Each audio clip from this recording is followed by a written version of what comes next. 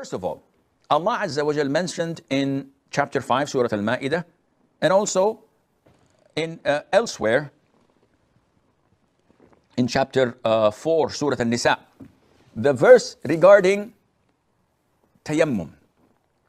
And in the beginning of Surah Al-Ma'idah, chapter 5, Allah mentions the wudu. Ya ayyuha alladhina amanu idha qumtum ila salat. O you who believe, whenever you want to pray, then do the following in sequence. So Allah mentions washing the face, washing the arms till the elbows, wiping over the head, and washing the feet to the ankles. Those who know Arabic know that there are two qira'ah, two narrations, or two ways of reciting the ayah. When it comes to فَامْسَحُوا بِرُؤُوسِكُمْ وَأَرْجُلِكُمْ, this is one qira'ah, وَأَرْجُلَكُمْ, and this is second qira'ah. So to go into details, it would take us to the end of the episode. But one refers to washing the feet, the other one refers to wiping over the feet, and this, as the vast majority of Sunni scholars say, that it deals with wiping over the socks, the shoes, or whatever you wear on your feet. So this is established in the Qur'an. The hadith of Mughirah ibn Shu'bah, may Allah be pleased with him, when the Prophet was performing wudu, and then he fell down, that is Al-Mughirah, to take off the Prophet's shoes, the Prophet said, leave them, for I had put them on while on the state of wudu. And he continued his wudu by wiping over his shoes. That's it. He didn't wash his feet. So the hadith indicates that wiping over the socks or the shoes is part of the sunnah. More than 40 companions of the Prophet ﷺ reported it, or so. Therefore, it is an established fact in our religion, in our sunnah, to wipe over.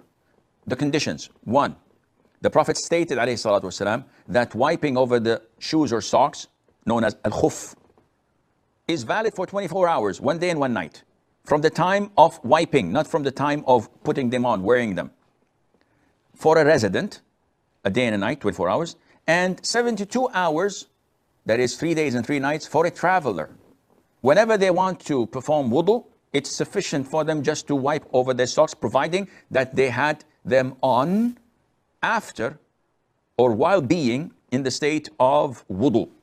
If they take them off, they cannot wipe over them again. The following condition is that a person wears the socks or the shoes that covers the entire foot up to the ankles. So if it's below the ankles, this is invalid. If it covers the ankles, this is good, because washing the ankles while in wudu is mandatory. It's part of the pillars of wudu. So likewise, wiping, it has to be over a socks or a shoe that covers the ankles. So how is this done? If I wake up for Fajr, for example, I perform wudu, I wash my feet. Then I put my socks on, whether immediately or after an hour or after 3 hours. But the condition is that I put them on while I'm in state of wudu. I can pray before putting them on because I'm in wudu. If this is the case, then my socks or shoes that are covering my whole foot is legit. After Dhuhr prayer or before Dhuhr prayer, I answer the call of nature. I urinate, I defecate, I pass wind. I go to the toilet, I perform wudu, normal wudu. When I come to the feet, I simply wet my hands, and from the toes to the beginning of the leg, I wipe over my foot. That's it. Not from underneath, not from the sides. Just doing this is sufficient. I can do this for the following 24 hours. So till tomorrow's Dhuhr, before Dhuhr, same time. I can do this all the time as long as I do not take off my socks and shoes. The traveler can do this for 72 hours. If person does this because it's more convenient for him to wipe at the office or at school, rather than take off his socks and wash his feet, he does this with the intention of wiping due to easiness. No problem in that, it's halal. If my socks are see-through or made of nylon or very thin, no problem. The concept that it has to be made of leather and it has to be thick, this is not authentic. You can wipe on ever what you wear on your or your feet. Some people say, okay, my socks has small holes at the bottom, they're worn out. No problem. The Sahaba used to have khuff and it had a lot of holes in it, and this did not prevent them from wiping over it. If my shoe's neck is short, but the socks covers over the ankles, So can I wipe over the shoes that does not cover my foot, but the socks does? No problem, because now they are considered to be one unit. But if you take off your shoes, your wiping period is over. You cannot wipe anymore. Your wudu, is it intact or not if you take your socks? It's an issue of dispute. So if I wipe over my socks, I'm in the state of wudu.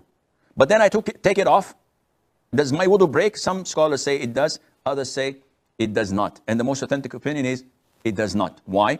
Because if I perform wudu and I wipe over my hair and then I go to the barber and I have a haircut, or I shave my head totally, does my wudu break because the hair that I wiped over is gone? The answer is no. And likewise with your socks. So this is in a nutshell. I hope it sounds logical to you.